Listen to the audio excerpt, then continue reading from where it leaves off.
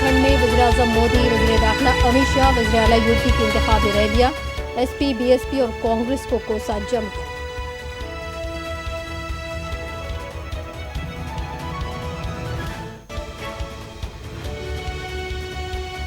نہ روزگار ملا، نہ کسانوں کے ساتھ انصاف کیا گیا۔ اتراکھنڈ کے کھٹیما میں انتخابی ریلی سے پرینکا گاندھی کا خطاب۔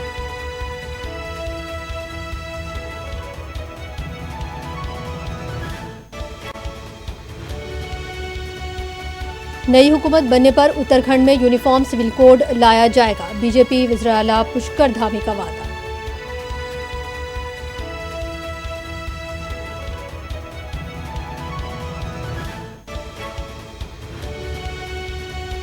سماج کے ہر شخص کو اپنے کلچر اور عقیدے پر عمل کرنے کا پورا حق ہے، کیسے آرٹیکل 29 کی خلاف ورزی کی جا سکتی ہے؟ یونیفارم سول کوڈ کے اعلان پر بیرسٹر اویسی کا شدید ردعمل۔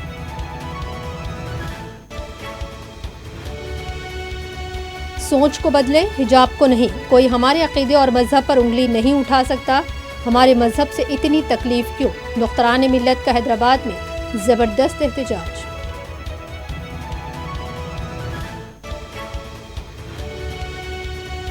حجاب تنازع پر بین الاقوامی تنقیدوں کو ہندوستانی وزارت خارجہ نے کیا مسترد، کہا حوصلہ افزائی کرنے والے ریمارکس کا خیر مقدم نہیں کیا جائے گا۔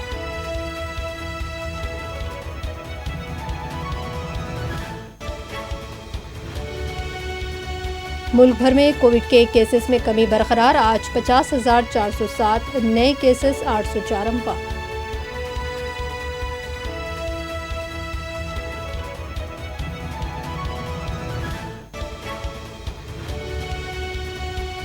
اتر پردیش میں شہریت ترمیمی قانون کے دوران احتجاجیوں کی جائیدادوں کی ضبطی کی کارروائی پر سپریم کورٹ نے حکومت کی سرزنش۔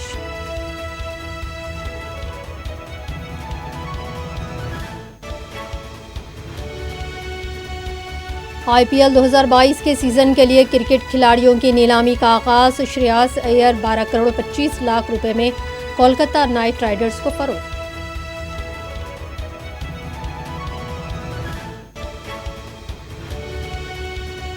روس یوکرین پر کسی بھی لمحہ کر سکتا ہے حملہ، امریکہ نے کیا خبردار، اپنے شہریوں کو یوکرین چھوڑنے کا دیا مشورہ۔